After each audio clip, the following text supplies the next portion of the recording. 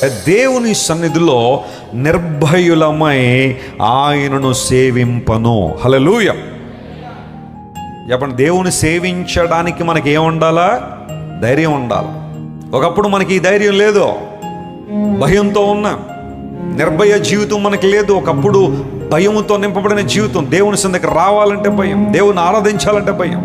కానీ యేసుక్రీస్తు ప్రభువారి లోకానికి రావడం ద్వారా, మనందరి కోసం సిలువలో మరణించడం ద్వారా దేవుని సన్నిధిలోనికి మనందరం ప్రవేశించడానికి కావలసిన ధైర్యము ప్రభు అని యేసుక్రీస్తు ద్వారా మనకు అనుగ్రహించబడింది.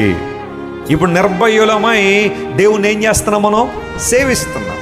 దేవుని సాన్నిధ్యంలో ఏముందంటే ఆయన్ని సేవించే అనుభవం ఉంది, ఆయన ఆరాధించే అనుభవం ఉంది, ఆయన్ను ప్రస్తుతించే అనుభవం ఉంది, ఆయన్ను సన్నుతించే అనుభవం ఉంది.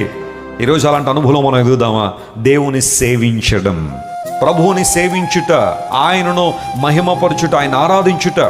ఈ మాటలను మనం చూస్తూ ఉంటే నిజంగా ఎవరైతే దేవుని సన్నిధిలో నిలుస్తున్నారో వారు మాత్రమే అర్థవంతంగా దేవుని ఆరాధించగలరు. నా ఆరాధనకు పాత్రుడు నీవే, నా స్తుతికి యోగ్యుడు నీవే, నా స్తోత్రానికి అర్హుడు నీవే, నా మహిమకు పాత్రుడు నీవే అని మనస్ఫూర్తిగా మాటలు చెప్పగలుగుతున్నావా?